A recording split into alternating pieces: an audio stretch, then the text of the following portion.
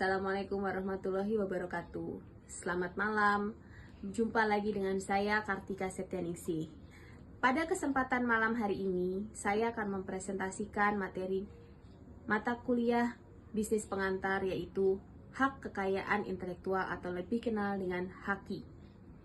Nah, teman-teman, dalam mata kuliah ini saya dibimbing oleh dosen pengampu, yaitu Bapak Agung Triputranto, STMM.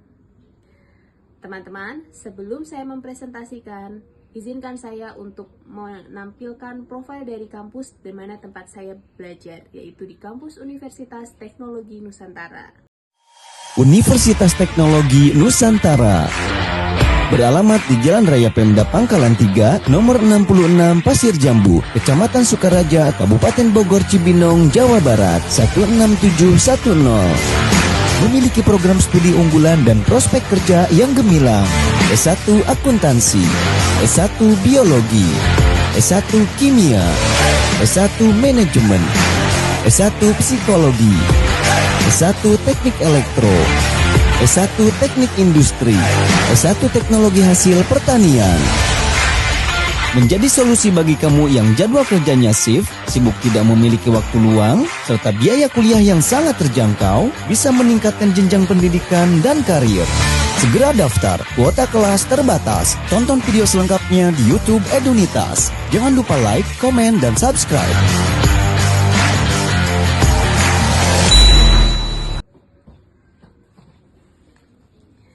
Nah teman-teman, hak atas kekayaan intelektual ini merupakan bagian dari hukum harta benda atau hukum kekayaan.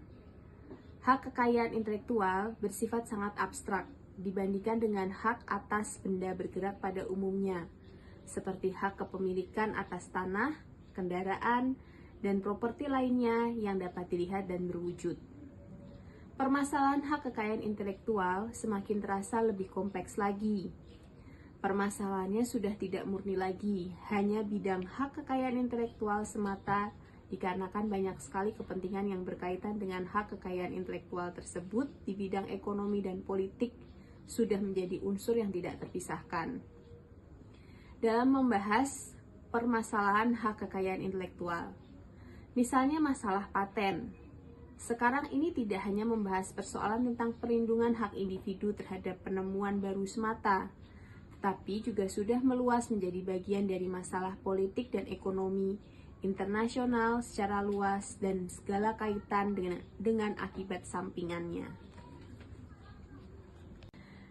Nah, untuk jenis-jenis hak kekayaan intelektual itu sendiri dapat meliputi: pertama, hak cipta; kedua, merek; ketiga, indikasi geografis; keempat, desain industri; kelima, paten; keenam, desain tata letak sirkuit terpadu atau layout desain fotografis; ketujuh, informasi yang dirahasiakan;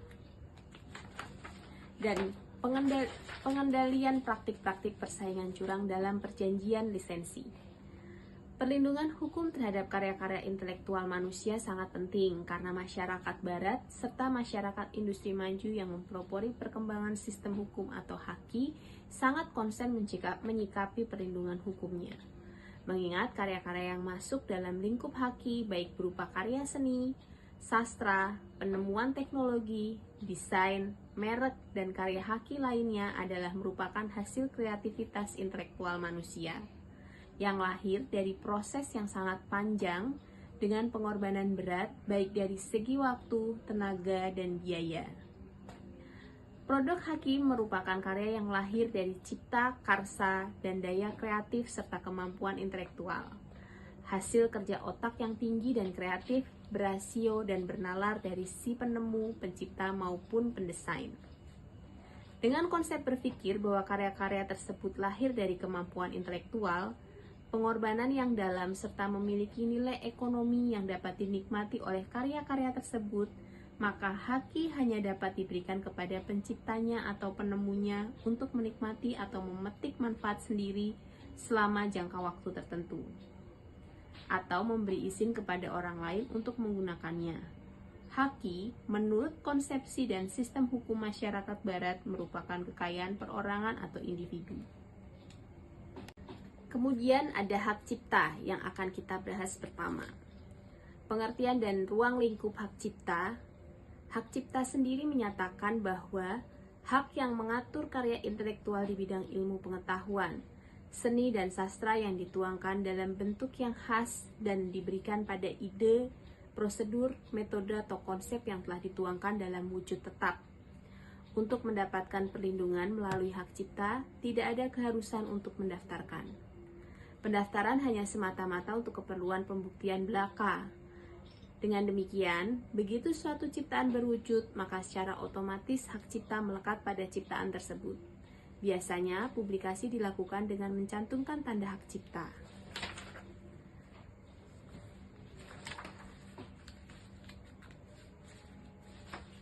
Pencipta yang telah melahirkan karya cipta akan memiliki hak khusus atau hak eksklusif atas karya ciptaannya.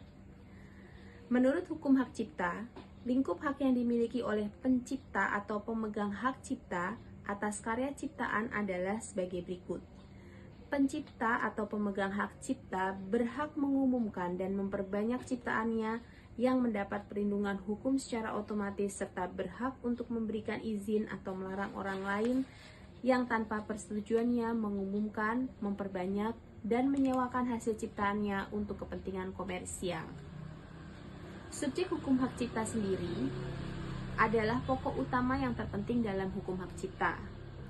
Pada dasarnya, seseorang mempunyai sebuah karya tertentu adalah seorang pemilik hak cipta. Pencipta adalah seorang atau beberapa orang secara bersama-sama yang dari inspirasinya lahir suatu ciptaan berdasarkan kemampuan, pikiran, imajinasi, kecekatan, keterampilan, atau keahlian yang dituangkan dalam bentuk khas dan bersifat pribadi. Orang-orang yang menciptakan sesuatu bentuk ciptaan tertentu dianggap dialah yang memiliki hak cipta tersebut, kecuali ditentukan lain. Kemudian ada hak ekonomi. Hak ekonomi dapat juga diberi istilah dengan financial right, adalah yang dimiliki oleh seorang pencipta untuk mendapatkan keuntungan ciptaannya. Hak ekonomi ini pada setiap undang-undang hak cipta selalu berbeda, baik terminologinya, jenis hak yang diliputinya, maupun ruang lingkup dari tiap jenis dari hak ekonomi tersebut. Secara umumnya, setiap negara minimal mengenal dan mengatur hak ekonomi tersebut, meliputi jenis hak. Yang pertama, hak reproduksi atau penggandaan. Kedua, hak adaptasi. Ketiga, hak distribusi. Keempat, hak pertunjukan. Kelima, hak penyiaran. Keenam, hak program kabel. Ketujuh, droit de suite. Dan kedelapan, hak pinjam masyarakat. Kemudian untuk penyelesaian sengketa dalam hak cipta, menurut Undang-Undang Nomor 19 Tahun 2002, tentang hak cipta, khususnya pasal 59, penyelesaian sengketa pelanggaran hak cipta dapat diselesaikan melalui peradilan niaga. Pengadilan niaga adalah suatu pengadilan khusus yang berada dalam lingkungan peradilan umum, yang dibentuk dan bertugas menerima, memeriksa, dan memutus serta menyelesaikan permohonan pernyataan pailit dan penundaan kewajiban pembayaran hutang, serta perkara lain di bidang perniagaan. Kemudian ada hak paten. Paten adalah kata dalam bahasa Latin yang berarti terselubung. Sedangkan lawan kata dari kata laten adalah paten, yang berarti terbuka.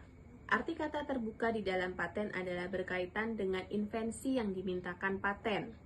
Semua rahasia yang berkaitan dengan invensi tersebut harus diuraikan dalam sebuah dokumen yang disebut spesifikasi paten yang dilampirkan bersamaan dengan permohonan paten.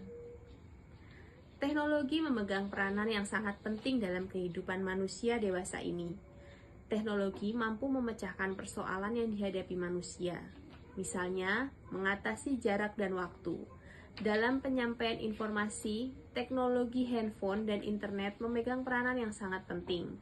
Untuk menghasilkan penemuan-penemuan yang baru dalam pengembangannya, senantiasa memerlukan pengorbanan, baik tenaga, pikiran, waktu, dan juga biaya dari inventornya atau penemunya. Dan umumnya, temuan teknologi tersebut mempunyai nilai ekonomi tinggi. Subjek paten. Yang berhak memperoleh paten adalah penemu atau yang menerima lebih lanjut hak penemu yang berhak memperoleh paten atas penemuan yang bersangkutan.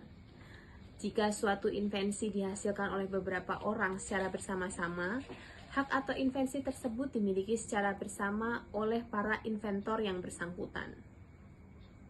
Objek paten.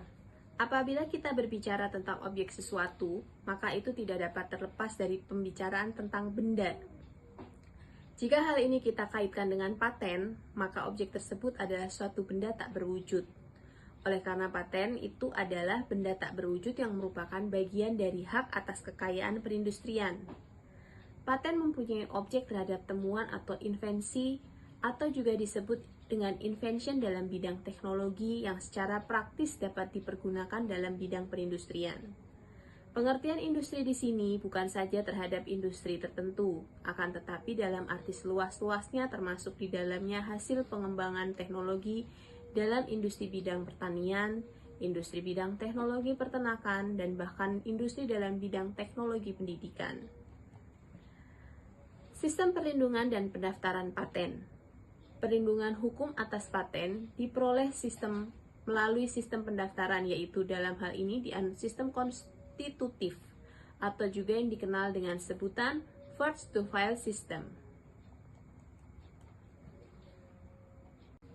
Adapun syarat-syarat permohonan pendaftaran paten menurut pengumuman Menteri Kehakiman tersebut adalah permohonan pendaftaran paten harus disusun dalam bahasa Indonesia atau dalam bahasa si pemohon dengan disertai terjemahannya dalam bahasa Indonesia. Surat permohonan harus disertai sebuah uraian dari penciptaan baru. Jika perlu sebuah gambar atau lebih, dan setiap gambar harus dibuat rangkap 2. Surat kuasa apabila permohonan diajukan oleh seorang kuasa, surat pengangkatan seorang kuasa yang bertempat tinggal di Indonesia. Kemudian ada biaya-biaya yang ditentukan, dan keterangan tentang belum atau sudah dimintakannya hak paten di luar negeri atas permohonan yang diajukan itu, dan kalau sudah dimintakannya, apakah sudah diberi hak paten di luar negeri tersebut. Untuk hak cipta merek. Hak merek dalam ruang lingkup hak kekayaan intelektual merupakan bagian dari sebuah hak milik industri. Merek adalah alat yang membedakan barang dan jasa yang diproduksi oleh suatu perusahaan. Merek dagang adalah tanda pembeda yang mengidentifikasi barang atau jasa tertentu sebagai barang atau jasa yang diproduksi atau disediakan oleh orang atau perusahaan tertentu. Asal-usulnya berasal dari zaman kuno, ketika pengrajin memproduksi tanda tangan mereka atau tanda pada produk artistik atau utilitarian mereka. Selama bertahun-tahun, merek ini berkembang menjadi sistem pendaftaran dan perlindungan merek saat ini. Sistem membantu konsumen mengidentifikasi dan membeli produk atau jasa karena sifat dan kualitasnya yang ditunjukkan oleh merek dagangnya yang unik, memenuhi kebutuhan mereka. Kemudian ada lisensi paten. Dalam praktek permintaan paten di Indonesia, secara kuantitatif dapat dijelaskan bahwa permintaan paten hanya sedikit yang berasal dari dalam negeri.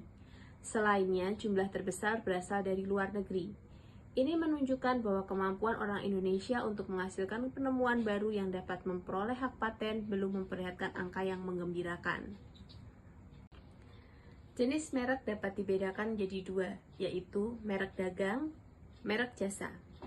Merek dagang adalah merek yang digunakan pada barang yang diperdagangkan seseorang atau beberapa orang secara bersama-sama atau badan hukum untuk membedakan dengan barang sejenis lainnya.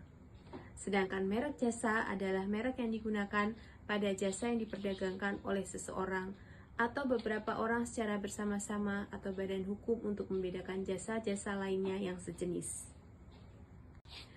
Pengalihan merek dan lisensi. Merek sebagai hak milik dapat dialihtangankan, baik melalui pewarisan, hibah, wasiat, maupun dengan cara perjanjian dalam bentuk akta notaris atau sebab-sebab lain yang dibenarkan oleh undang-undang. Pengalihan hak merek dapat dilakukan, baik kepada perorangan maupun kepada badan hukum. Segala bentuk pengalihan ini wajib didaftarkan untuk dicatat dalam daftar umum merek.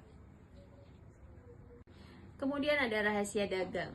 Pengertian rahasia dagang sendiri implikasi globalisasi ekonomi terhadap hukum tidak dapat dihindari karena globalisasi hukum mengikuti globalisasi ekonomi tersebut. Secara substansi, berbagai undang-undang dan perjanjian-perjanjian menyebar melampaui batas-batas negara. Rahasia dagang sebagai bagian dari sistem hak kekayaan intelektual patut diberi perlindungan, sebagaimana objek haki lainnya.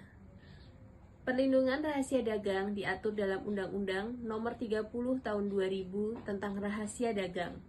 Rahasia dagang berkembang mengikuti industrialisasi dan budaya yang bersifat kompetitif dan individualistik.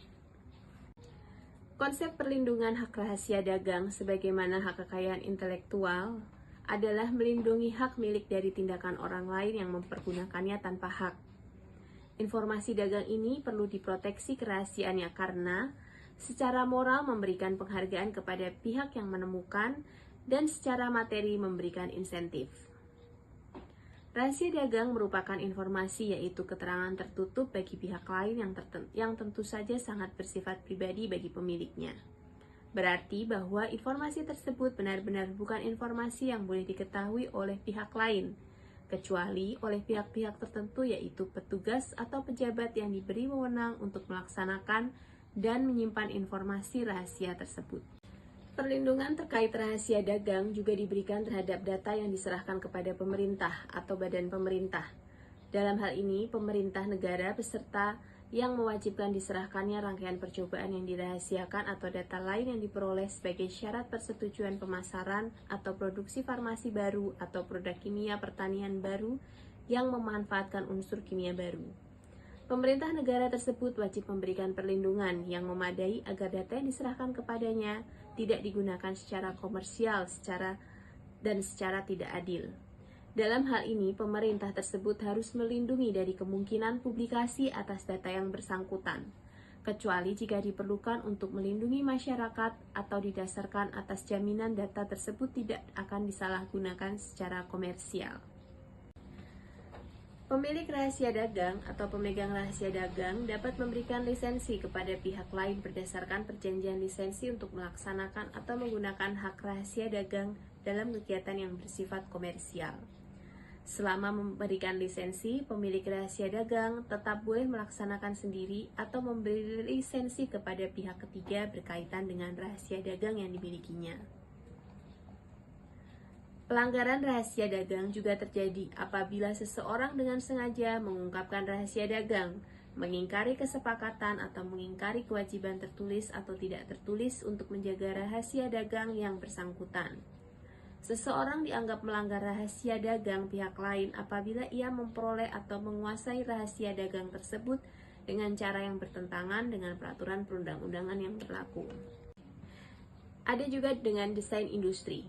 Desain industri adalah suatu kreasi tentang bentuk, konfigurasi atau komposisi garis atau warna atau gabungan daripadanya yang berbentuk 3 ataupun 2 dimensi yang memberikan kesan estetis dan dapat diwujudkan dalam pola 3 dimensi atau 2 dimensi serta dapat dipakai untuk menghasilkan suatu produk, barang, komoditas industri atau kerajinan tangan. Dari pengertian ini, dapat diketahui bahwa sesuatu hal dikatakan sebagai desain industri apabila mempunyai unsur-unsur sebagai berikut. Yang pertama, suatu kreasi tentang bentuk, konfigurasi atau komposisi warna, garis, atau gabungan daripadanya berbentuk 3 dimensi atau 2 dimensi. Kemudian memberikan kesan estetis, dapat diwujudkan dalam pola 3 dimensi atau 2 dimensi, dan untuk menghasilkan suatu produk barang, komoditas industri, ataupun kerajinan tangan. Standar kebaruan desain industri bervariasi antara negara yang satu dengan negara yang lainnya. Mulai dari kebaruan yang universal dalam kondisi bahwa belum terungkap dan diantisipasi dimanapun di seluruh dunia, sampai dengan kebaruan yang lingkupnya hanya nasional. Kemudian ada desain tata letak sirkuit terpadu. Hak kekayaan intelektual atau haki adalah hak yang berkenaan dengan kekayaan yang timbul karena kemampuan intelektual manusia. Kemampuan tersebut dapat berupa karya di bidang teknologi, ilmu pengetahuan, seni, dan sastra. Sirkuit terpadu adalah suatu produk dalam bentuk jadi atau setengah jadi yang di dalamnya terdapat berbagai elemen dan sekurang-kurangnya satu dari elemen aktif yang sebagian atau seluruhnya saling berkaitan serta dibentuk secara terpadu di dalam sebuah bahan semikonduktor yang dimaksudkan untuk menghasilkan fungsi elektronik. Kemudian untuk perlindungan varietas tanaman. Varietas tanaman adalah sekelompok tanaman dari suatu jenis atau spesies yang ditandai oleh bentuk tanaman, pertumbuhan tanaman, daun, bunga, buah, biji, dan ekspresi karakteristik genotip atau kombinasi genotipe yang dapat membedakan dari jenis atau spesies yang sama oleh sekurang-kurangnya satu sifat yang menentukan dan apabila diperbanyak tidak mengalami perubahan.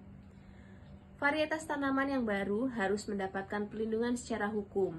Hal ini bertujuan agar para pemulia ataupun para pemegang hak pemulia dapat terus bekerja menghasilkan varietas tanaman yang digunakan sebagai bibit unggul yang bermanfaat dalam dunia pertanian, tanpa harus khawatir hasil temuannya akan disalahgunakan oleh orang yang tidak berhak. Kemudian ada pengetahuan tradisional dan ekspresi budaya tradisional yang kita lindungi dalam HAKI. Semakin meningkatnya pemahaman masyarakat diharapkan dapat meningkatkan kesadaran dan penghargaan masyarakat terhadap hak kekayaan intelektual atau HAKI, yang semuanya ini akan mendorong perkembangan usaha, perdagangan, dan industri baik dalam lingkup nasional maupun internasional. Dalam setiap produk yang memperoleh perlindungan hak kekayaan intelektual akan memiliki daya saing yang lebih baik dibandingkan dengan daya yang dengan tanpa perlindungan hak kekayaan intelektual. Nah teman-teman, kita telah mendengarkan pemaparan tentang hak atas kekayaan intelektual. Jika teman-teman tertarik terkait materi yang saya sampaikan, tolong jangan lupa tekan lonceng dan tombol subscribe-nya. Terima kasih. Da da da da da da da da da da da da da.